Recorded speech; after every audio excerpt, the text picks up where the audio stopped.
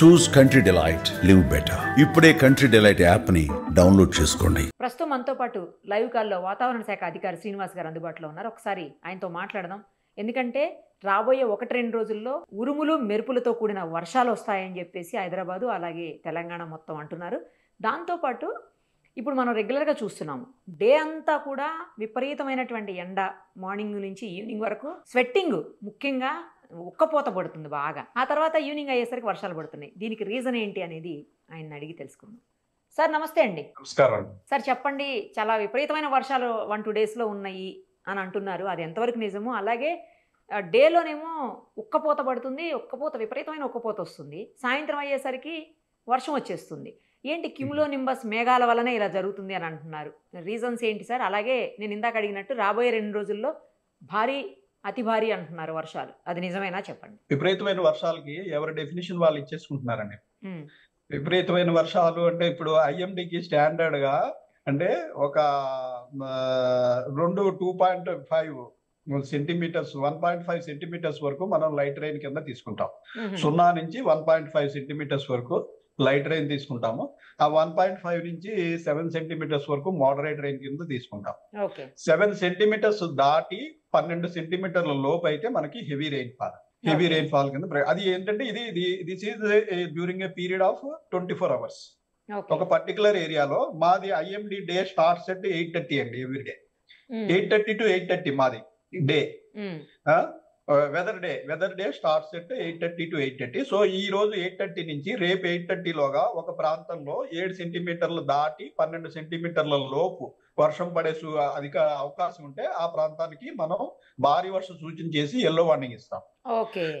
So 12 సెంటీమీటర్లు దాటి 20 సెంటీమీటర్ల లోపు పడే అవకాశం ఉంటే ఆరెంజ్ వార్నింగ్ ఇచ్చి అతి భారీ వర్షం, వెరీ హెవీ రెయిన్ వార్నింగ్ ఇస్తాం. సో 20 సెంటీమీటర్స్ దాటిపోతే ఇంకా అత్యంత భారీ వర్షం, 20 సెంటీమీటర్స్ అబవ్ ఉంటే మనం రెడ్ వార్నింగ్ ఇస్తాం అన్నమాట.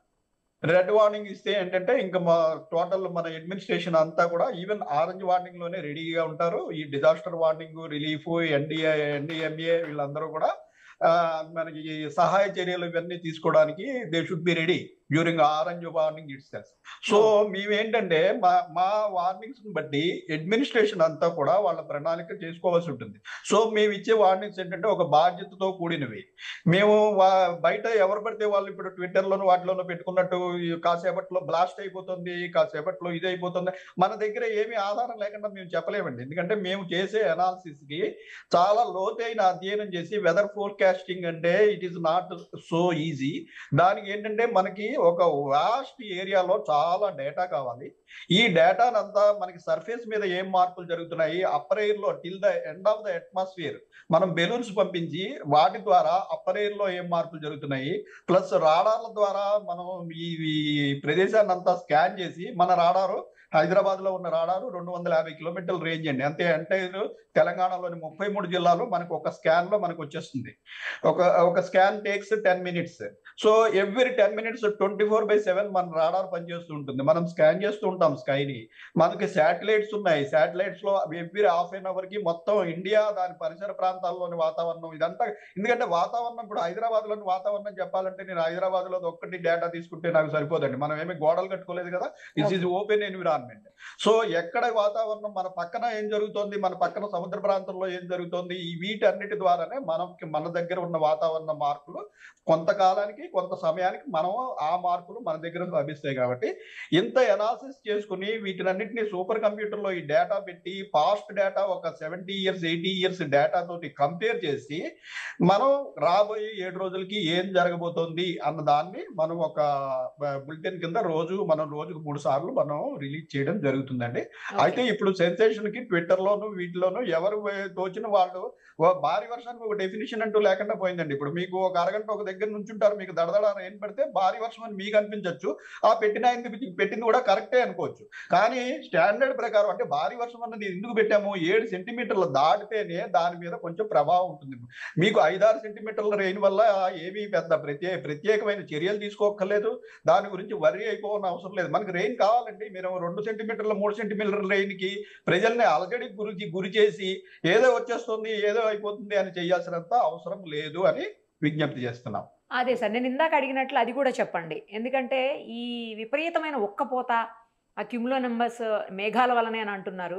డే అంతా అలా ఉంటుంది, ఈవినింగ్ అయ్యేసరికి వర్షం వస్తుంది. ఎందుకు అలా జరుగుతోంది అది కూడా చెప్పండి? మనకి యాక్చువల్‌గా క్యుములో నింబస్ మేఘాల వల్ల వర్షం మనకి ఏప్రిల్, మే నెలలో మనకి ఎండలు ఎక్కువగా ఉన్నప్పుడు క్యుములో నింబస్ మేఘాల వల్ల మనకి ఎక్కువ వర్షం జరుగుతుందండి. వీటిని ప్రీ మాన్సూన్ షవర్స్ అంటాం. ఓకే. క్యుములో నింబస్ మేఘాలు అన్నవి మనకి వేడిమి వల్ల జనరేట్ అయ్యే మేఘాలు. మనకి ఓకే. భూభాగం అంతా పొద్దున్న నుంచి సాయంత్రం వరకు బాగా ఎండ కాసి భూభాగం వేడెక్కినప్పుడు కింద నుంచి పైకి వేడిగాలులు అనేవి మూవ్ అవుతూ ఉంటాయి. వాటిలో పాటు అట్మాస్ఫియర్ లో కనుక మాయిశ్చర్ అవైలబిలిటీ ఉన్నట్టయితే మాయిశ్చర్ కూడా పైకి వెళ్ళిపోయి ఒక క్యుములో నింబస్ మేఘం అనేది ఏర్పడటం జరుగుతుంది. అయితే మాన్సూన్ టైంలో ఎక్కువగా మనకి క్యుములో నింబస్ మేఘాల ప్రభావం చాలా తక్కువగా ఉంటుంది. యాక్చువల్ గా మామూలు పరిస్థితుల్లో అయితే మనకి మాన్సూన్ మనకి 4 నెలల పీరియడ్ అండి. మనకి June, July, August, September monsoon period. Monsoon period అంటే ఏంటి? మనకి ఎక్కడో పసిఫిక్ మహాసముద్ర ప్రాంతం నుంచి ఈ తేమతో కూడిన గాలులు కొన్ని సముద్రాల మీద కొన్ని వందల వేల మైళ్ళు ప్రయాణం చేసి మన భూభాగాన్ని తాకుతాయి. తాకినప్పుడు మనం వేసవి కాలంలో ఆల్రెడీ ఏప్రిల్, మే నెలలో మన భూభాగం అంతా వేడిగా ఉండటం వల్ల ఈ చల్లటి గాలులు తాకినప్పుడు వివిధ ప్రదేశాల్లో low pressures, cyclonic circulations, upper air circulations ఏర్పడి విస్తృతంగా మనకి వర్షాలు పడటం అనేది జరుగుతూ ఉంటుంది. అయితే ఈసారి ప్రత్యేకంగా మనకి మాన్సూన్ పీరియడ్ లో ఏమైందంటే మన తెలంగాణ దాని చుట్టుపక్కల ప్రాంతంలో మనకి మాన్సూన్ గాలులు మన మీద నుంచి పోయినంత మాత్రాన మనకి వర్షం పడదు. మనకి దగ్గరలోని సముద్ర ప్రాంతంలో దానికి ట్రిగ్గర్ మెకానిజం లాగా ఒక ఉపరితల ఆవర్తనం అంటే అప్పర్ ఎయిర్ సైక్లోనిక్ సర్క్యులేషన్, ఈ ఎయిర్ లో సైక్లోనిక్ సర్క్యులేషన్స్ ఏర్పడతాయి. అలాంటి సైక్లోనిక్ సర్క్యులేషన్ కానీ ఒక అల్పపీడన ప్రాంతం, లో ప్రెషర్ ఏరియా కానీ ఏర్పడాలి. ఏర్పడినప్పుడు ఈ మాన్సూన్ గాలుల్లోని తేమదనం అంతా బాగా అక్యుములేట్ అయ్యి ల్యాండ్ మాస్ మీద అక్యుములేట్ అయ్యి క్లౌడీనెస్ వచ్చేసి బాగా 5-6 రోజులు వర్షం పడటము, అలా పొద్దున్న నుంచి సాయంత్రం వరకు మనకి పూర్తిగా మేఘావృతం అయి ఉండి చీకటి కమ్మినట్టుగా అలా ముసురు పట్టినట్టుండి కొద్దిగా అప్పుడప్పుడు డ్రిజిల్ పట్టము, లైట్ రైన్ పట్టము, ఉన్నట్టుండి కొంచెం భారీ వర్షం పట్టము జరుగుతుంది. ఈ పీరియడ్ లో మనకి ఏంటంటే ఎక్కువగా క్యుములో నింబస్ మేఘాల వల్ల ప్రమాదము, క్యుములో నింబస్ మేఘాలు కూడా ఏర్పడతాయి కానీ చాలా తక్కువ ఎత్తులో ఏర్పడతాయి. అవి వాటి వల్ల పెద్ద ప్రమాదము, పెద్ద ఇది ఉండదు. అయితే మనకి ఈసారి ఈ మాన్సూన్ లో పర్టికులర్ గా మనకు దగ్గరలోని సముద్ర ప్రాంతంలో మనకి ఇలాంటి సినాప్టిక్ ఫీచర్స్ అనేవి ఒక్కసారి లాస్ట్ వీక్ ఆఫ్ జూలై, మొన్న క్రితం వారం పడిన వర్షాల్లో మాత్రమే అటువంటి సిచ్యుయేషన్ చూసాం. మనకు దగ్గరలో ఏర్పడటం లేదు. మనకు దగ్గరలో ఏర్పడకుండా మనకి సుదూరమైన ప్రాంతంలో గ్యాంగటిక్ వెస్ట్ బెంగాల్ ప్రాంతంలో ఏర్పడటం వల్ల మనకి ఇక్కడ టెంపరేచర్స్ పెరుగుతున్నాయి. టెంపరేచర్స్ పెరిగిపోతుండటం వల్ల ఏమవుతుందంటే మాయిశ్చర్ అవైలబిలిటీ వచ్చినప్పుడు మనకి ఈవినింగ్ టైంలో క్యుములో నింబస్ మేఘాలు పడి మనకి వర్షాకాలం, మంచి వర్షాకాలంలో మాన్సూన్ రెయిన్స్ కాకుండా ఈ వేసవి కాలంలో పడే క్యుములో నింబస్ మేఘాల వల్లే మనకి ఇప్పుడు ప్రస్తుతం వర్షం పడుతుందండి.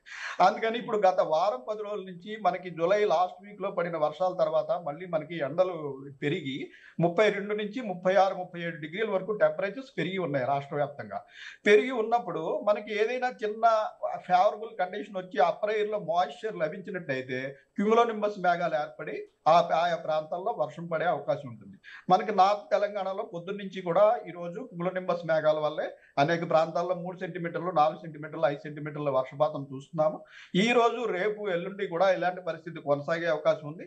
అయితే దీనివల్ల ఇలా నేను చెప్పినట్టు అత్యంత భారీ వర్షాలు కానీ, మునిగిపోయే ప్రమాదం కానీ, అంత ప్రమాదం మేమైతే మా డేటా ప్రకారం ఏవి సూచించడం లేదు.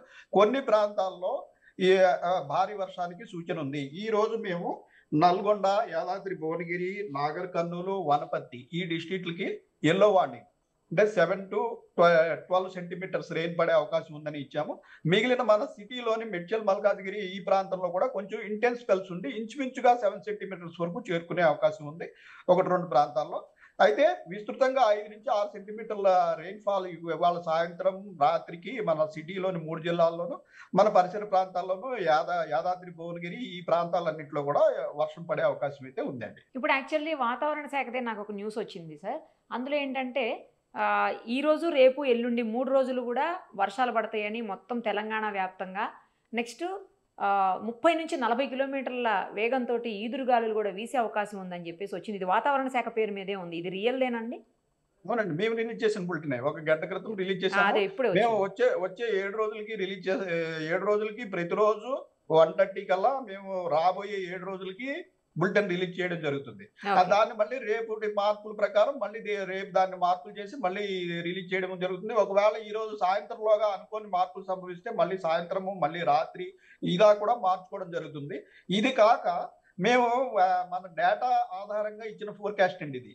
మన డేటా మీకు ఇందాక చెప్పినట్టు మనకి surface observatories, upper air observatories వీటన్నిటి డేటా తీసుకుని ఆ డేటా ఆధారంగా మనం తీసుకున్న ఫోర్కాస్ట్. అయితే ఇప్పుడు మనం రాడార్ తోటి మేము చెప్పాను ఇందాక ప్రతి 10 minutes ఒక స్కాన్ చేస్తున్నాము మనకి అని చెప్పేసి. అయితే రాడార్ లో యాక్చువల్ గా మనం అనుకున్నది జరుగుతుందా లేదా, మనం అనుకున్న దానికంటే ఎక్కువ జరుగుతుందా తక్కువ జరుగుతుందా అన్నది మేము స్పష్టంగా చూడగలుగుతాం. చూడగలిగిన తర్వాత ఒకవేళ మేము అనుకున్న దానికంటే మేము అనుకున్న ప్రాంతంలో ఎక్కువ వచ్చినట్టయితే మనకి నౌకాస్ట్ అని చెప్పేసి every 3 hours round the clock ఇక్కడ 24/7 ఆఫీసర్స్ ఉంటారు, స్టాఫ్ ఉంటారు. సో ఈ నౌకాస్ట్ బులెటిన్స్ ఇమీడియట్ గా జనరేట్ చేసి సంబంధిత అధికారులకి ఎవరైతే క్షేత్రస్థాయిలో చర్యలు తీసుకోవాల్సిన వారు ఉన్నారో like GHMC, traffic police, electricity department, railways వీళ్ళందరికీ కూడా నిత్యం మనం చేరవేయడం జరుగుతుంది. ఎవ్రీ 3 hours లో మనం యాక్చువల్ క్లౌడ్ మాస్ చూసి అక్కడ ఆ క్లౌడ్ మాస్ ఏ రకంగా ప్రయాణించే అవకాశం ఉంది, మనం అనుకున్న దానికంటే ఎక్కువ ఉందా తక్కువ ఉందా ఇంకొంచెం పెరిగే అవకాశం ఉందా అనే దాన్ని కూడా మనం నిత్యం మళ్ళీ పంపించడం జరుగుతుంటుంది. ఓకే, మీరు చెప్పిన అన్ని డిపార్ట్మెంట్స్ తో పాటు అంటే మన అంతర్జాతీయ విమానాశ్రయానికి కూడా ఏమన్నా పంపిస్తూ ఉంటారా అండి ఫోర్కాస్ట్? వాళ్ళు కూడా అడుగుతుంటారా? మేము అన్ని విమానాశ్రయాల్లోనూ మెట్ సిబ్బంది కంపల్సరీగా ఉంటారండి 24/7. శంషాబాద్ ఎయిర్పోర్ట్ లో మా స్టాఫ్ 18 మంది నిరంతరం ఏటీసీ టవర్ లో వారితో పాటు మేము కూడా ఉండవలసిందే. ప్రతి ఫ్లైట్ కి దాని ల్యాండింగ్ కి టేక్ ఆఫ్ కి దాని గమనంలో దాని రూట్ ఎట్లా ఉందన్నది ఐఎండి పూర్తి సమాచారం. ఐఎండిలో స్పెషల్ గా ఏవియేషన్ వింగ్ అనేది ఉంటుందండి. ఈ ఏవియేషన్ వింగ్ లో ప్రతి ఎయిర్పోర్ట్ లోనూ ఏటీసీతో పాటు మెట్ ఆఫీసర్ కూడా కూర్చునే ఉంటారు. ఏటీసీ టవర్ లో మెట్ ఆఫీసర్ కూడా 24/7 24 hours వాళ్ళంతా, ఎందుకంటే మెట్ ఆఫీసర్ లేకపోతే ఒక ఫ్లైట్ ఎగరటానికి లేదండి. ల్యాండ్ అవడానికి టేక్ ఆఫ్ అవడానికి కూడా అనుకూల పరిస్థితులు ఉన్నాయా అన్నది అక్కడ ప్రతి అరగంటకి కూడా ఏటీసీకి ఒక రిపోర్ట్ జనరేట్ ఇవ్వాల్సి ఉంటుంది. Compulsory in all airports we are present always 24/7. వాళ్ళకి ప్రతి అరగంటకి ఇవ్వాలి. ఎందుకంటే ఇప్పుడు మనకి ప్రజలకు ఇచ్చే రిపోర్ట్ మీరు ఇందాక చెప్పారు 3 రోజులకి, అది 3 రోజులకి వాళ్ళకి అవసరం లేదు. వాళ్ళకి వచ్చే 3 గంటలకు ఎలా ఉంది, 4 గంటలకు ఎలా ఉంది. ఎందుకంటే ఒక ఫ్లైట్ ఇక్కడ నుంచి ఢిల్లీ వెళ్తుంటే మహా అయితే 3 గంటలు 4 గంటలు.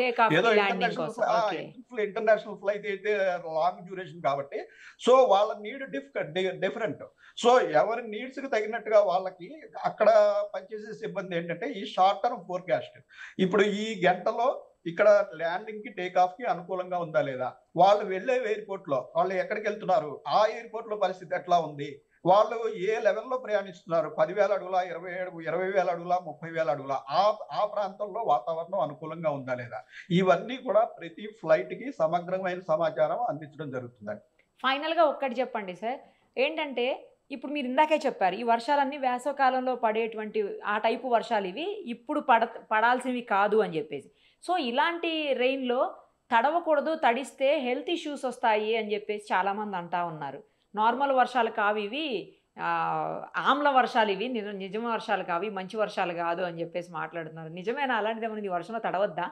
లేదు, ఆమ్ల వర్షాలు ఏం కాదండి. కాకపోతే ఏంటంటే మీకు ఇప్పుడు మన టెంపరేచర్లు పెరిగిపోయి ఉన్నాయి.